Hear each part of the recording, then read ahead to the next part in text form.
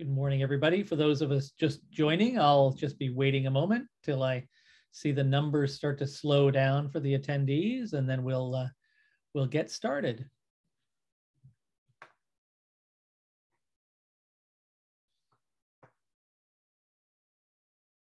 Okay, well, I think I'll get started.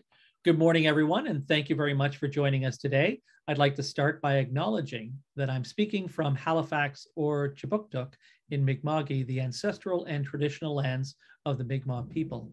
I acknowledge the peace and friendship treaties signed in this territory and recognize that we are all treaty people. I'm very much looking forward to learning about an important topic today, cybersecurity and data privacy. About once a week, the Chamber team receives a spam email from me.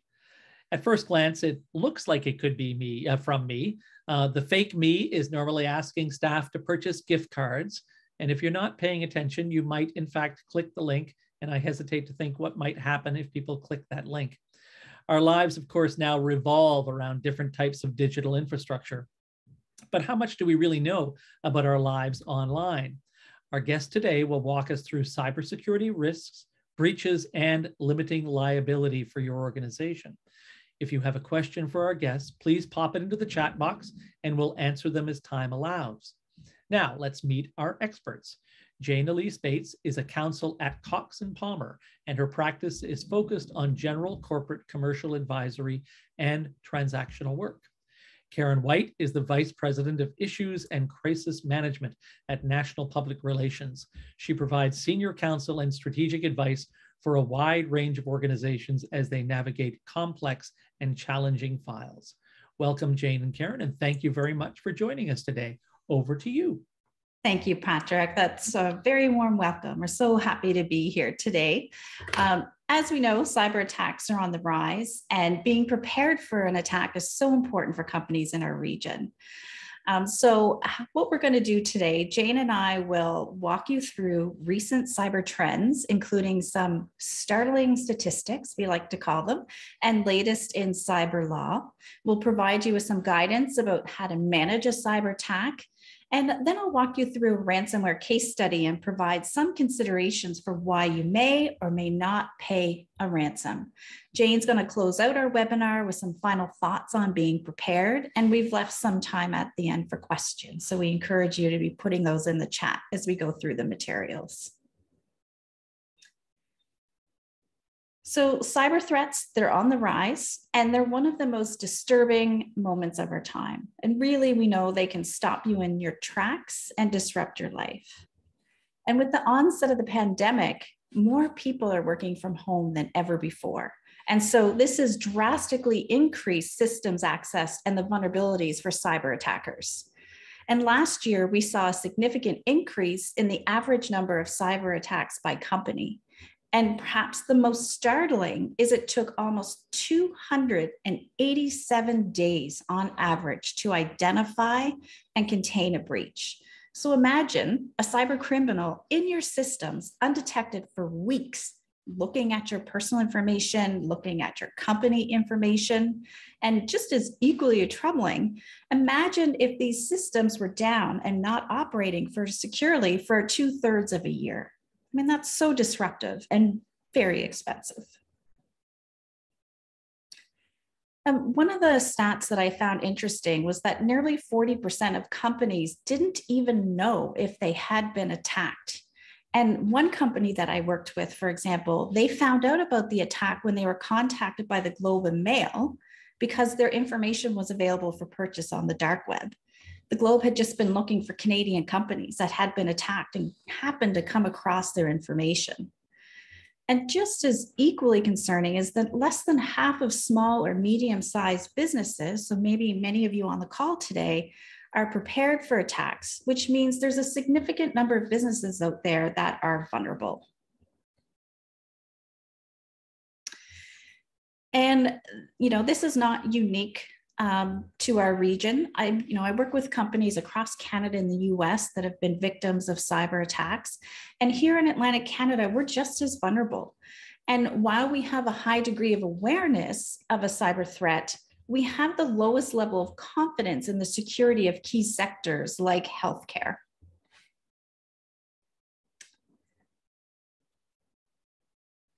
So I'm not going to go through each of these types of cyber attacks. I think it's starting to become more and more common vernacular, and we're hearing more and more about these. But what I will say is that a lot of people think that a cyber attack won't happen to them, when really you are only as strong as your weakest link. Patrick mentioned some phishing emails in his opening remarks. And all it takes is one phishing email for an employee to click on the link or open that attachment.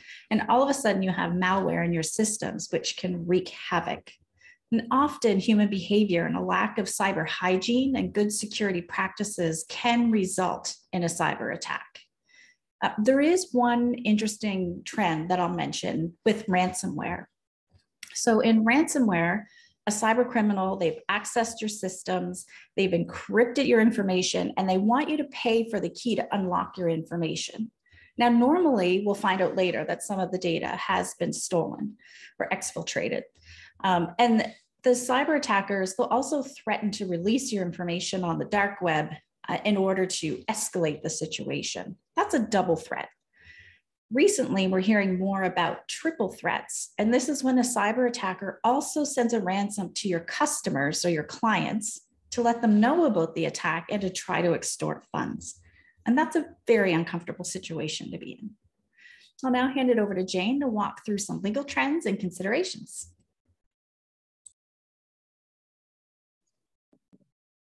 So next we're going to talk about, what you do when the worst case happens. So a lot of this is informed or even dictated by legislative requirements, and a particular one amongst those is privacy legislation. Now, the legislation that will be the most relevant to most of our audience today is referred to as Preparedness, so the Protection of Private Personal Information and Electronic Documents Act, which really dictates, protocols and requirements, around the protection of personal information. So that's any information about which an individual can be identified.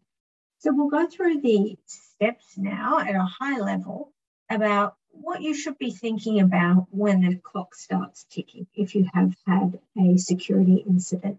So we'll go through assessing what the incident might be, containing it, so to stop the current effects and prevent future attacks, investigating the incident, responding to it. So that's particularly around notification of impacted people and relevant authorities, and then recovery. And then at the end, we'll talk about what you can do now to prepare your organisation for a security or cybersecurity incident. So the first step really is to assess. So the initial assessment looks at the circumstances that give rise to the breach. So did a third party hack into your system? Was there a data breach? Where did it originate? Has your organisation been the victim of a phishing attack, as Patrick talked about, or has had malware installed on its system? Or is this a ransomware attack? In conducting the initial assessment, start to document what has occurred. So this includes outlining what you know about the breach at this stage, what's happened, where it's happened, how it's happened, and how it was discovered, and the timeline. So it's often useful to use a chronology, so to capture the date and time log of who did what and when in relation to this incident.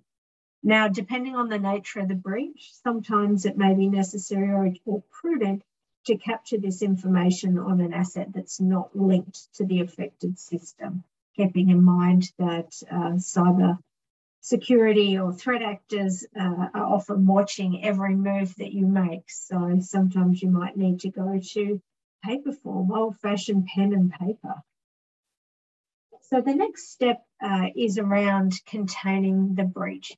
Now, I'd say up front that it's really best practice to engage a breach coach to help manage your cybersecurity response. So typically a breach coach is a lawyer who specialises in cybersecurity and privacy law.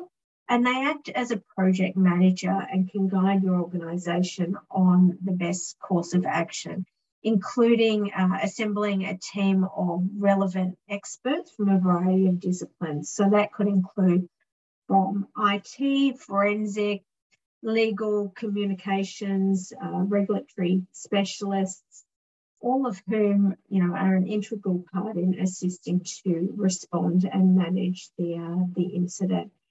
I'd say, this may sound self-serving, but the benefits of engaging a lawyer up front is that it allows you to claim privilege over important information. So if the lawyer is requesting reports from third parties involved in the forensic, the investigation, remediation, then you're able to claim privilege on such information. But if it's not done by a lawyer, generally speaking, it may be accessible if there are subsequent proceedings.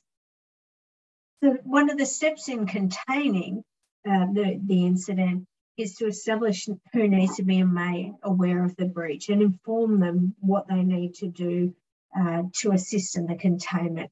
So in many cases, if you hold cybersecurity insurance, it's particularly important to engage them as early as possible, because they will have specialists on hand to assist in responding to any breach.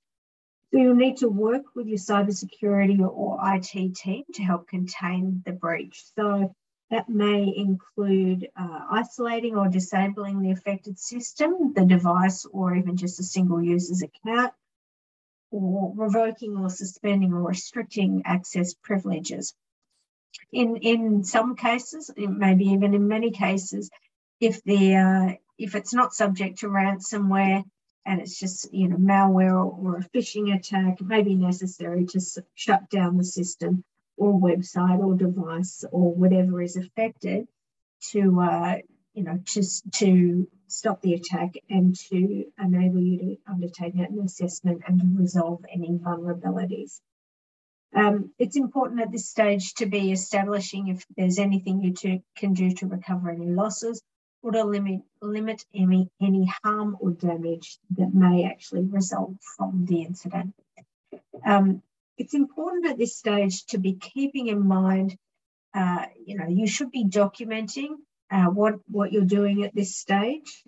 Keep in mind, again, you may be being watched and your every movement tracked. So, don't prejudice any subsequent discussions that you may have with a threat actor if your system is subject to a ransom, and particularly be conscious in going through this process not to cause further breaches by releasing information that otherwise shouldn't be released, particularly personal information under privacy legislation. So the next step is really around the investigation process. So to the extent possible, you need to determine the cause of the incident and the extent of unauthorised access to information.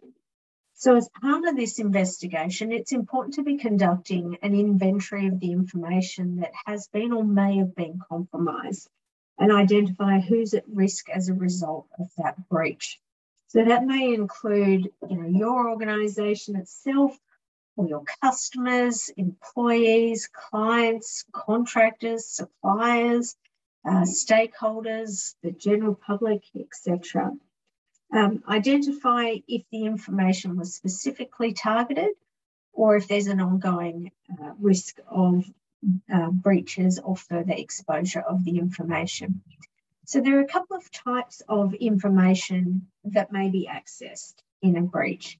And generally speaking, I'll divide it into personal information to which privacy laws apply, and then proprietary or confidential information of either your organisation or third parties. So frequently, proprietary and confidential information is subject to a cybersecurity incident. So the cyber criminals might access your customer list, your marketing, financial, business information, your intellectual property or technical data, if you have particularly sensitive products or that kind of thing.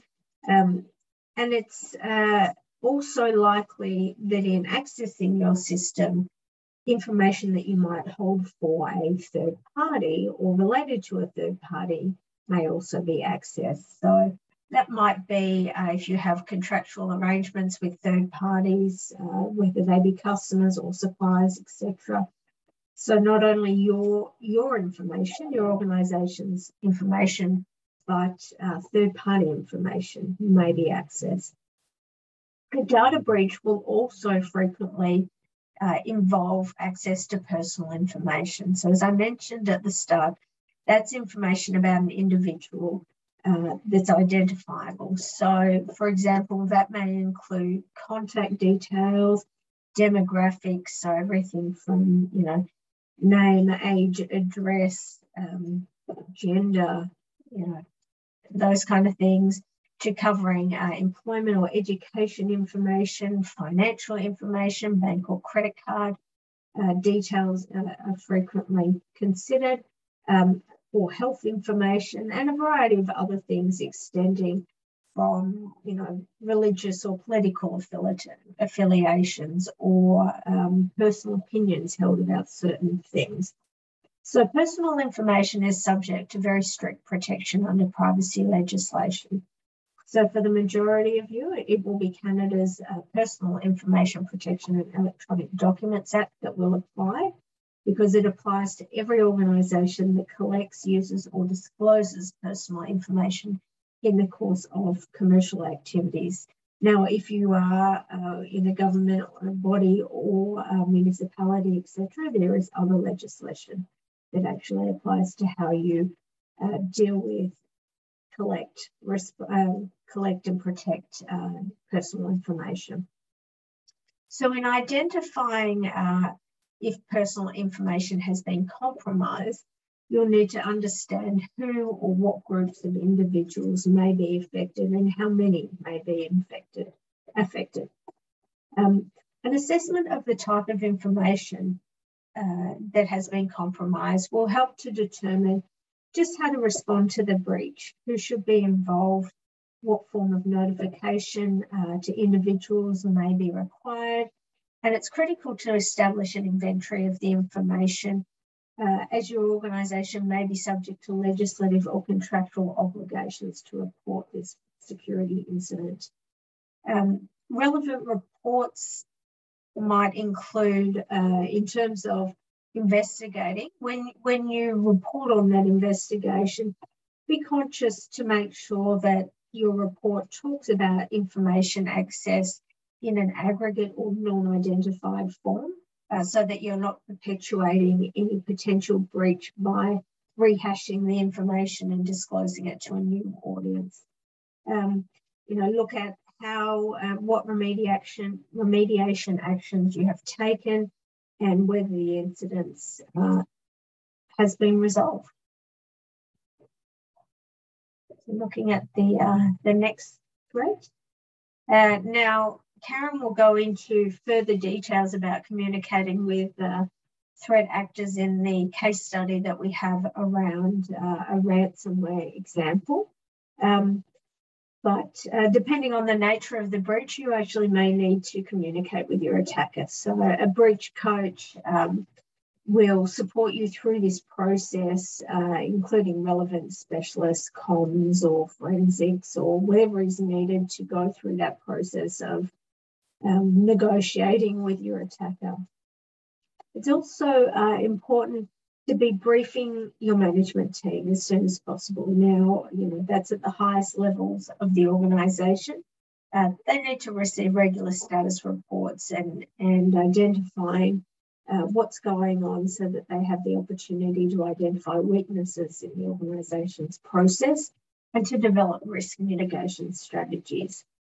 And also insurers. I mentioned before, if you have a cyber insurance policy, the sooner that you can engage them, the better, because they will be an incredibly valuable resource in assisting you to respond to the breach. From a legislative perspective, and this is incredibly important. The Act, the Privacy, Personal Information Protection and Electronic Documents Act, contains strict notification requirements if personal information is compromised. And particularly that applies where it's reasonable in the circumstances to believe that the breach creates a real risk of significant harm to the individual. So that assessment of whether there's a real risk of significant harm will really depend on the sensitivity of the personal information involved in the breach and the probability that that personal information has been, is being, or will be misused. So, for example, if personal health information is released and threat actors may be publishing that information or using credit card details that may be accessed through a cyber incident. So some examples of significant harm might include bodily harm, humiliation, damage to relationships or reputation, impacts on employment or business opportunities, financial loss, identity theft, etc. So you're obliged under the legislation to notify individuals affected by this kind of breach directly. So telephone, letter, in person, and do it as proactively and as soon as possible following an assessment and an evaluation of the breach. So the Act does mandate that and sets out in the Act the types of information that you need to provide affected individuals. Generally speaking, indirect notifications, so for example, by information posted on your website, notices in the media, etc., really shouldn't really be used unless individuals can't be located or the number of affected individuals is so large that direct notification would be untimely or really prohibitively expensive. In terms of third-party responses, I mentioned before that some of the information that might be affected in a cybersecurity incident will often be proprietary and confidential information of a third party. So you really need to understand whose information may have been compromised and particularly notify when there's a chance that that could result in loss or damage to persons or property, financial loss, reputational damage, legal claims, etc. So most contracts nowadays with third parties will usually contain provisions requiring that you report cybersecurity incidents or data breaches within a specified period of time. And if you fail to do that, sometimes you're in breach of the contract and it could lead to termination of your contract. So it is something to be very conscious of.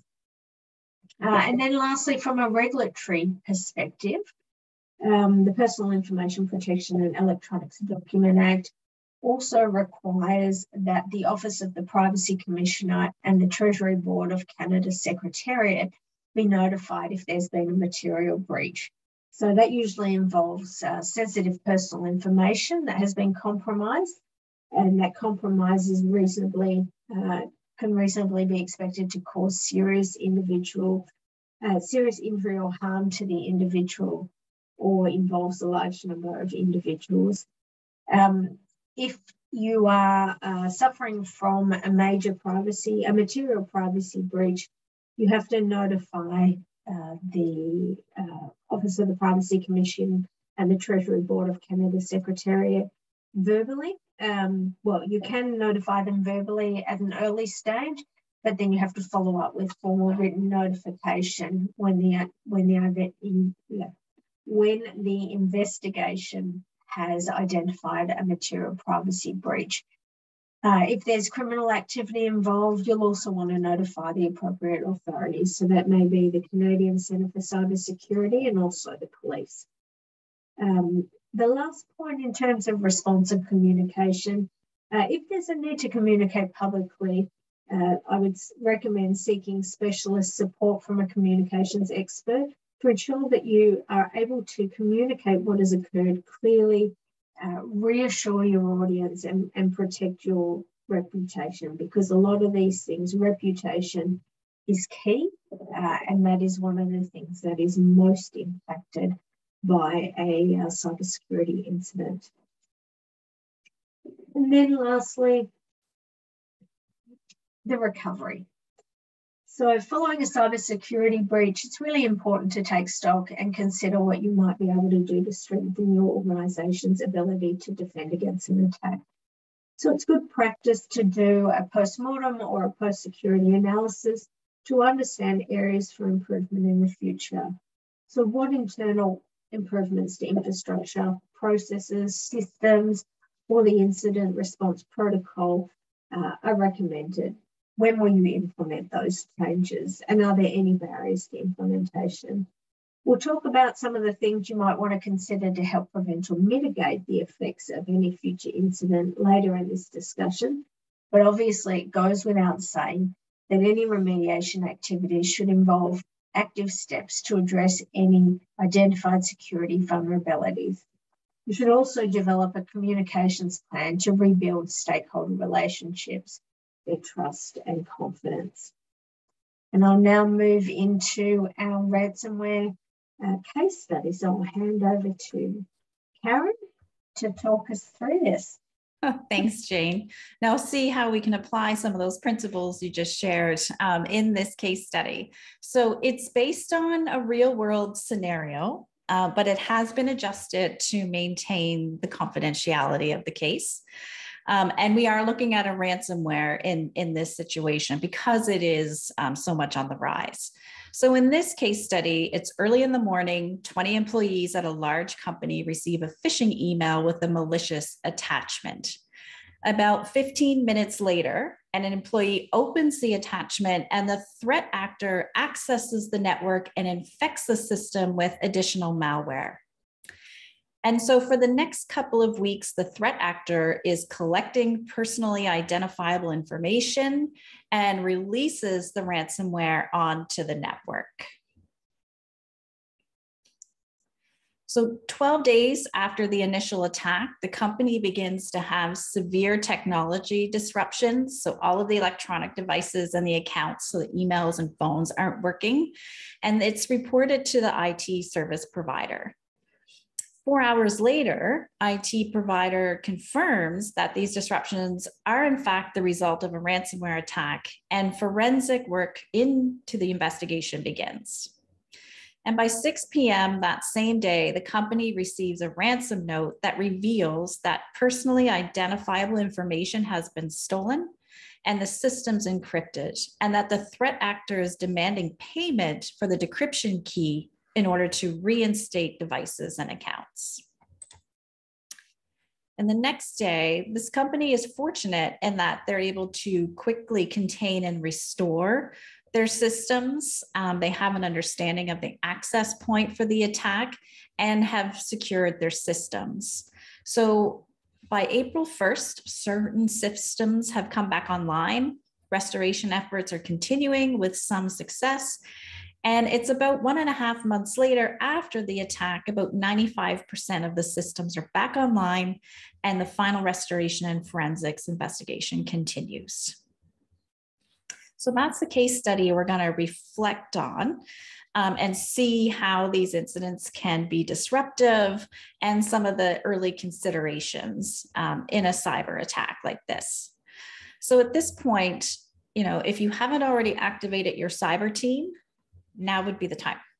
You need to make sure that you're meeting your regulatory and insurance obligations with your breach coach, which Jane mentioned is typically insurance appointed legal counsel. And anything you say on the record, it stays on the record. And this is a really important lens to think about when it comes to possible future litigation or class action lawsuits that may come later. And it's also important to remember that the attackers may be watching, and you don't want to put your negotiations at risk by what you're communicating. In one recent case I was working on, as a part of the negotiations, the attacker was actually quoting back our public statements to us, which made us acutely aware of just how closely we were being monitored. Next slide. Thanks, Jane. So when it comes to communicating following a ransom attack, there's typically 3 key milestones and decision points to make about whether or not you should be communicating about the attack. So in the early hours of the investigation, you're really balancing speed with accuracy in your communications. And all communications should be reviewed by your breach coach and legal counsel. And it's important that you're acknowledging the situation and providing some reassurance that you're actively investigating. And this information, it's typically shared through a holding statement for key audiences that have been impacted, whether it's your employees, customers, vendors, partners, all depending and according to impact. And as the investigation advances, you also have some sense of the information that's been breached and who has been impacted. And that's where you're going to start planning for your notification process. If it's been a privacy breach, then again, you should consult with legal counsel to make sure you're reporting it to the appropriate authorities, as Jane outlined, including the privacy commissioner, and making sure that you're notifying impacted individuals appropriately. So typically, this is going to be a direct notification to individuals who have been impacted with the details of the breach and describing what information was taken. And most companies will offer credit monitoring services.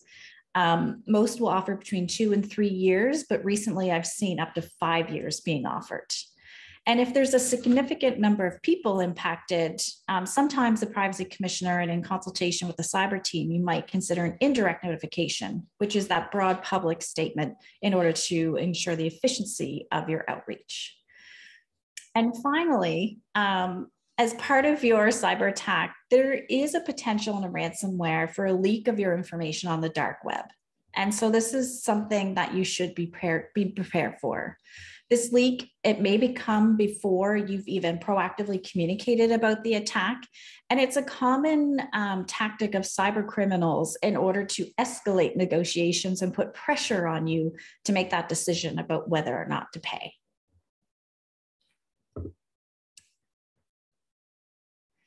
So when it comes to communications, there are some things you definitely should do. So be sure to express compassion and care for the victims. Be as open and transparent as possible, and make sure you're as accurate information you are sharing. You need to work to maintain control of when you're communicating and to whom, and be communicating with confidence based on the facts of the matter. And throughout an attack, it's going to be a constant balance of speed with accuracy. And because of this, there's times where mistakes could be made or information will change. And so it's really important that you're willing to acknowledge this mistake and continue to communicate as openly and transparently as possible. And there's also some don'ts when it comes to communicating following a cyber attack. Don't deny or deflect or make light of the situation. We discourage people improvising communications on the fly. You need to make sure that your information is consistent and grounded in facts. And I often joke, and Jane's lovely to work with, but there is this natural tension with legal. You know, in many cases, legal is going to be say nothing, say as little as possible. And for communications, we're saying, oh, but from a reputation, we need to be saying something about this attack. And so I think, you know, saying nothing at all and keeping silent is one of the riskiest communication strategies of all. So as the situation evolves, you know, you provide right-sized information, appropriate level detail based on the confirmed facts of where you are. And one point I would really like to make is internal audiences or employee communications is often overlooked in a cyber attack.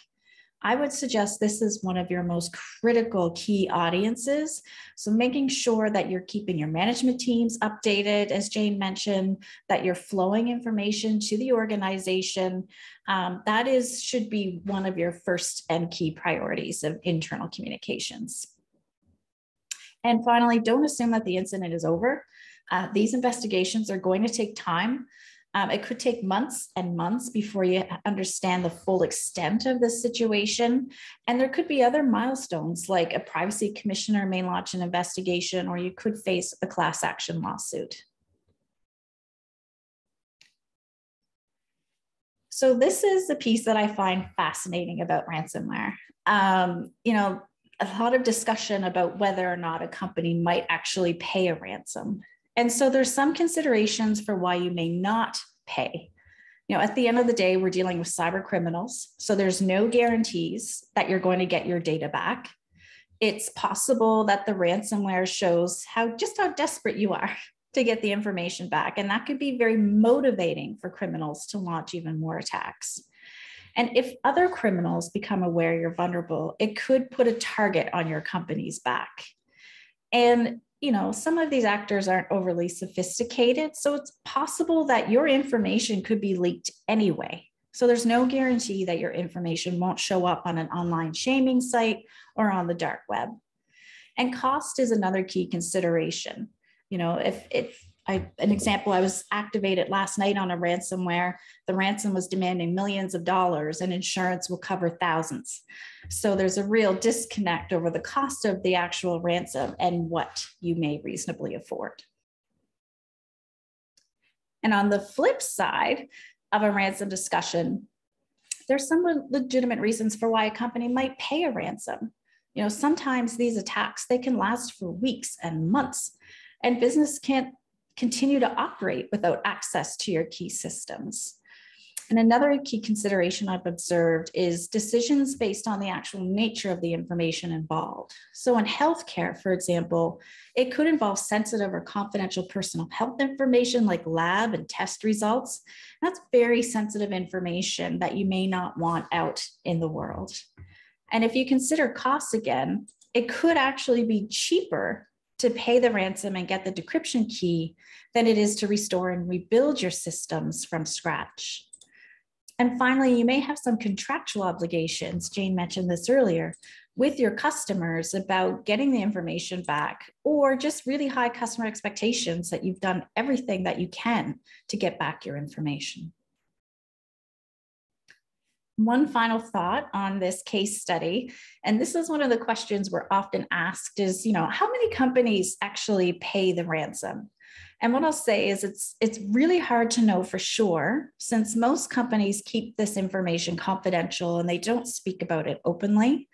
But one Canadian law firm, they recently reviewed all of the cyber attacks that they had worked on in a year. And in that case, just over 50% of the companies actually paid the ransom. Just thought that was interesting. I'll now hand it back to Jane for some final thoughts.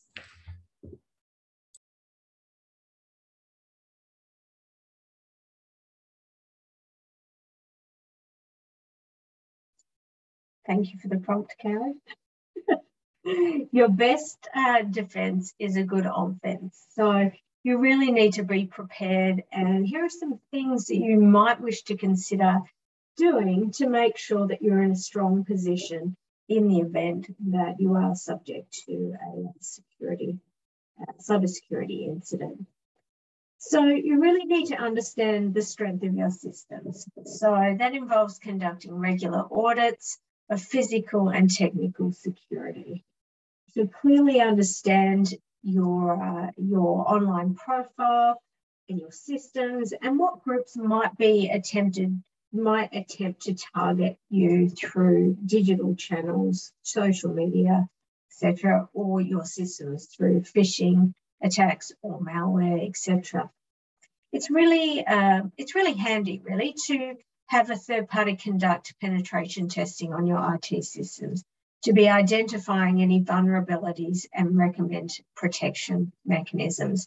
So that may involve intelligence tools, encryption, multi-layered endpoint security, multi-factor authentication, monitoring tools that identify certain blacklisted websites or risky links.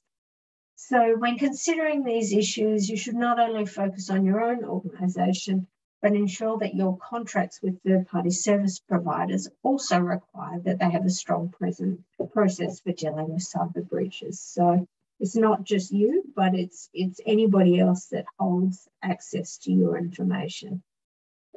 The important thing is that review process should be supported by strong internal processes surrounding information handling and security protocols.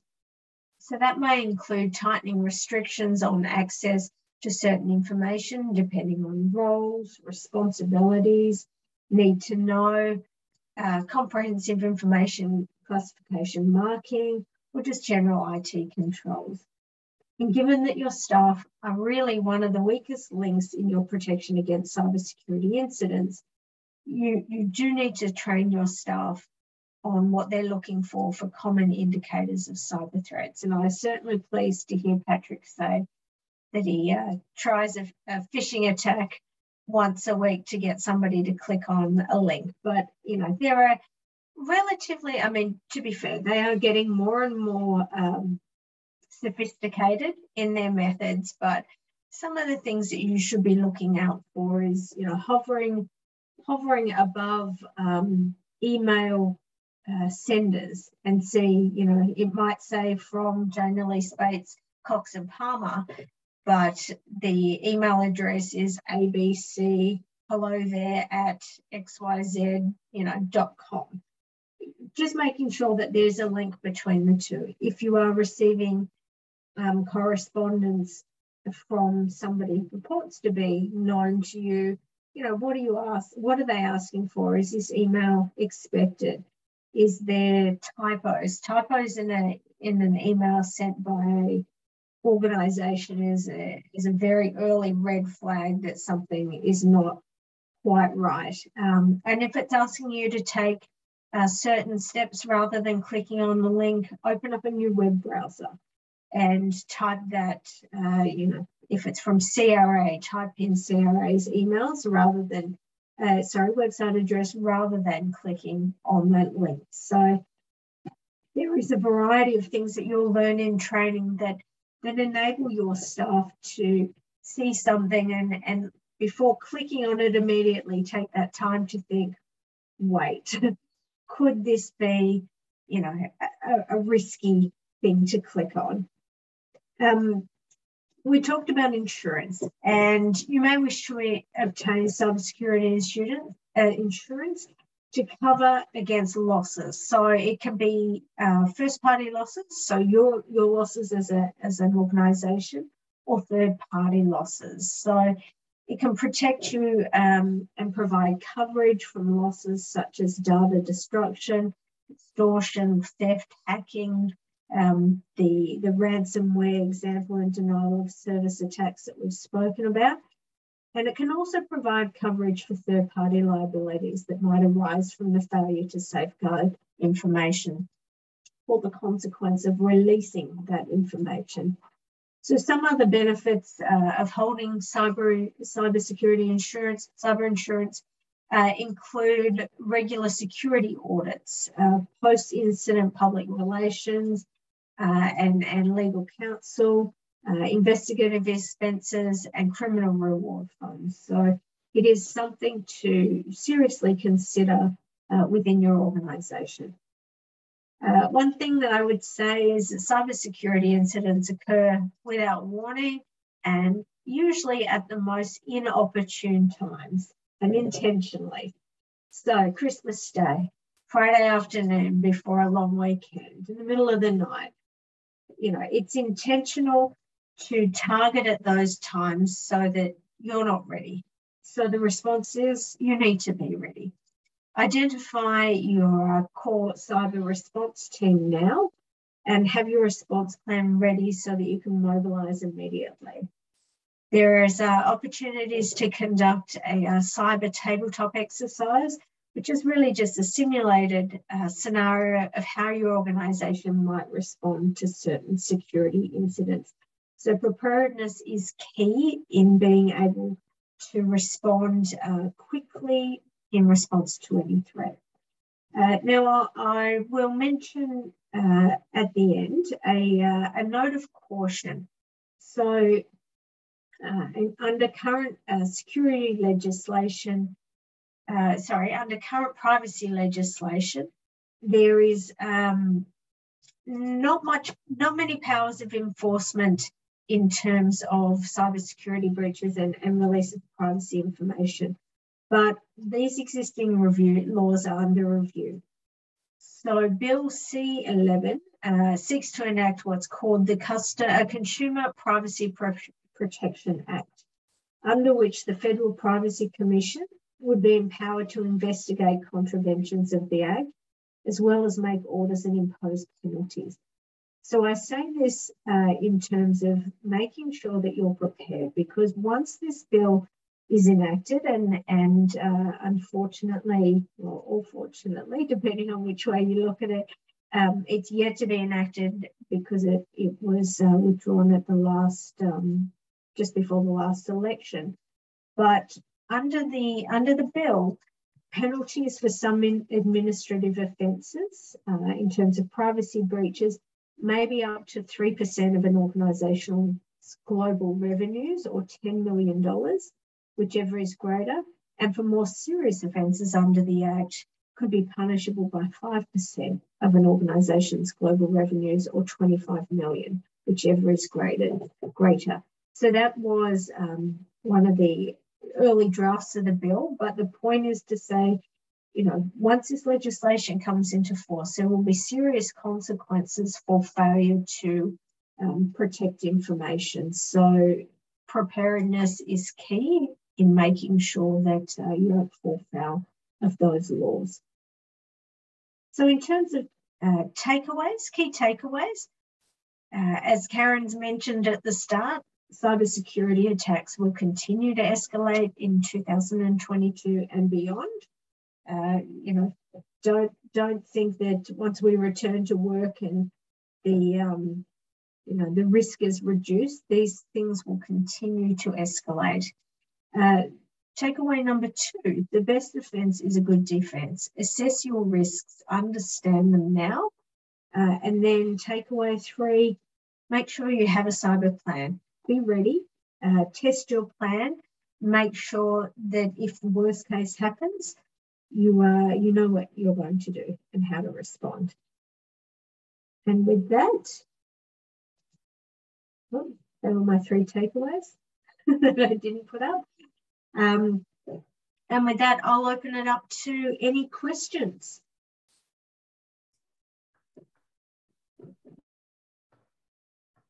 I think I'm jumping back on now as well.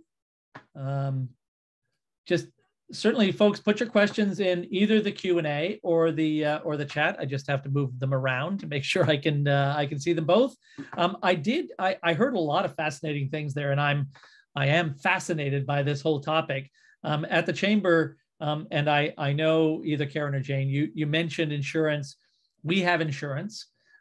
Insurance is great if there's an attack, I suppose, but it doesn't keep the attackers away.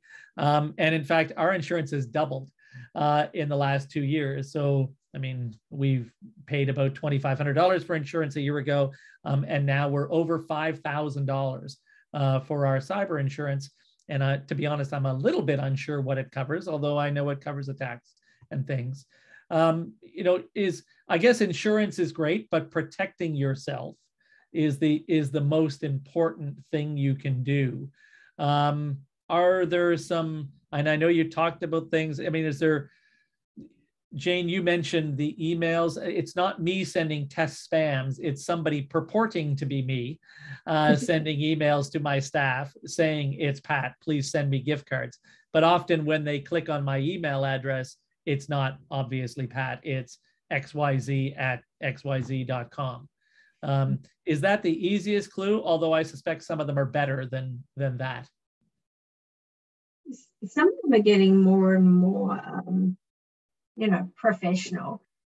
I don't know about you, but certainly in my personal email, I frequently get your Amazon account has been blocked, click here to open. And, there are frequently clues. They're certainly looking at the sender and is it from a legitimate source. The typos in the email are a dead giveaway. Something that requires immediate action. Your bank will, almost never send you a link that says, please click here to validate your account. They will usually, they're aware of these kind of scams. So they will say, please log in via your usual methods. anything that's got an urgent call to action that suggests that you click on something for senders that you don't recognize, or, just, I would say that I call it the spidey sense is, is there something that just doesn't sit right about what you're looking at? Who is this person? What are they asking, etc. So, just be aware. And if somebody sends you, say Patrick, the example, and this one's quite frequent, it says it's an email that is sent from suppliers or to customers that says our bank accounts have changed. Can you actually deposit into this account instead? If you receive that, it's always wise just to pick up the phone and ring your contact at that organisation. Did you send this email? Yes or no? It's not hard to do, but the amount of people that get caught by just by just following blindly the information and end up with thousands, if not more, missing because they've deposited in a bank account that actually isn't the right one. Yeah, I see Jim has a question. Although it's fairly broad, his question is, do you recommend as a default position not paying?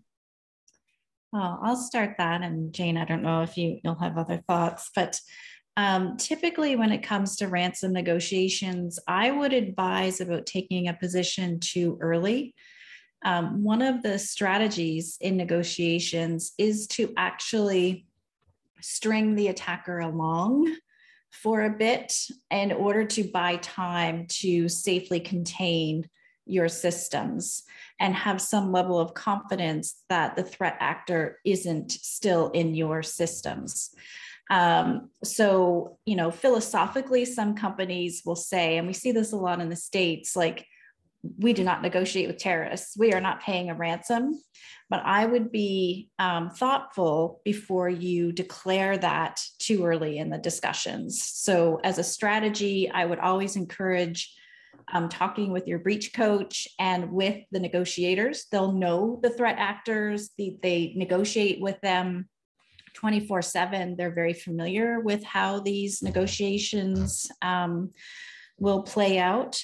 But my observation is typically very early on. It's you're exploring information. You're asking them to prove that they've actually accessed your systems. You're asking them to prove that they have the files that they've exfiltrated, all with a point of view of buying time in your response. Right. Okay. Another question, and I know we're running out of time, so I'm going to try and get through all the questions here, but do you recommend how do you recommend a small company go about finding someone who can perform a sufficiently robust or reliable vulnerability assessment? I could start, and Jane might have a point of view. So there are a number of companies that focus on providing forensic support and response. I know from our perspective, we'll often partner with legal and run tabletop assessments in order to test plans working with a company's IT team. So there are a number of options, whether it's through communications, whether it's through legal or through your IT service provider. It is a growing area of focus and interest, and training is really important. Jane, did you want to build on that, or? Without wanting to do myself out of a job, I would say that the Canadian Centre for Cybersecurity and also the Office of the Privacy Commission actually provide a bunch of resources, guides, checklists, etc., that allow in some regards to do some of your own assessment and to ask some of the initial questions around how, cyber safe are my systems and what might I do. So there is a fair few educational resources that small businesses may want to look at in relation to security and cyber threats. And is that the federal privacy commission or the provincial or federal? Federal. Okay, great. Okay. Another question from Winnie, or maybe a comment. She's received calls from Service Canada.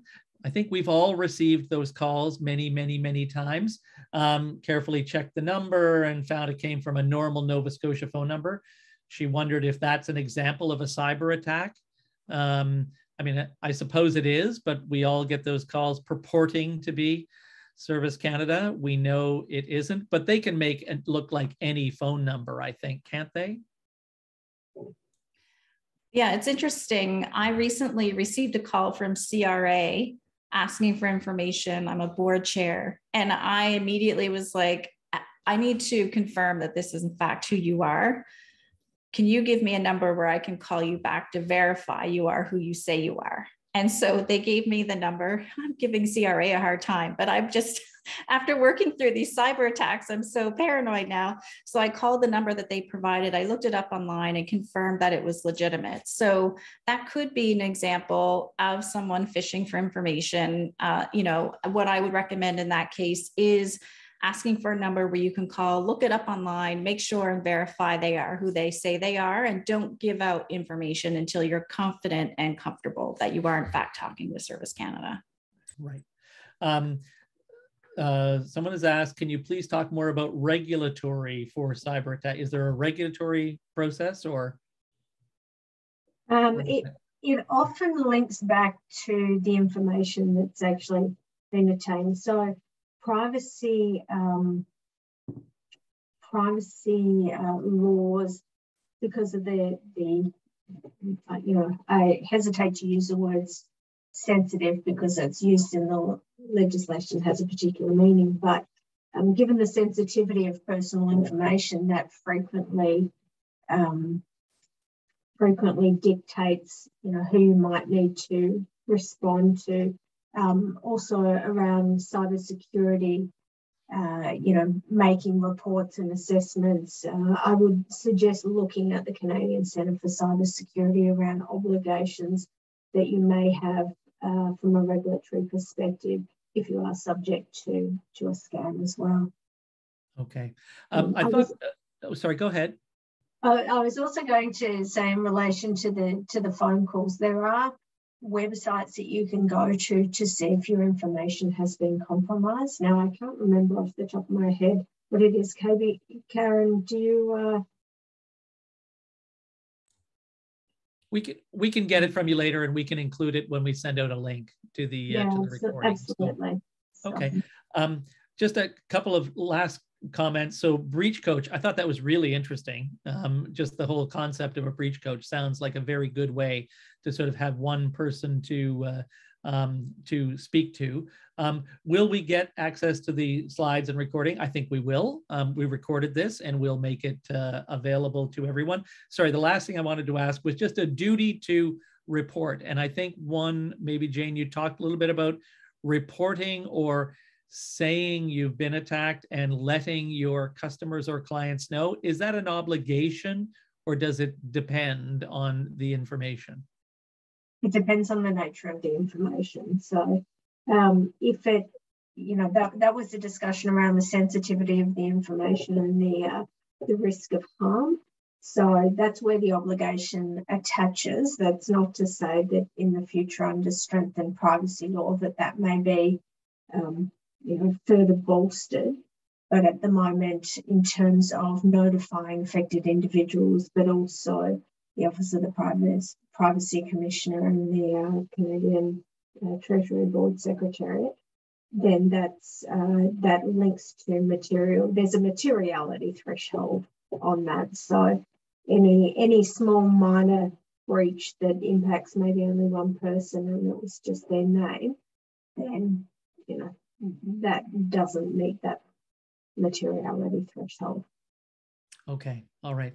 Well, that's great. Well, thank you very much, Jane and Karen, for sharing your knowledge and insights with us today. That was really interesting. I can tell that we really only scratched the surface. I think there's a lot more that we could be digging into. I'm sure it could go on for days.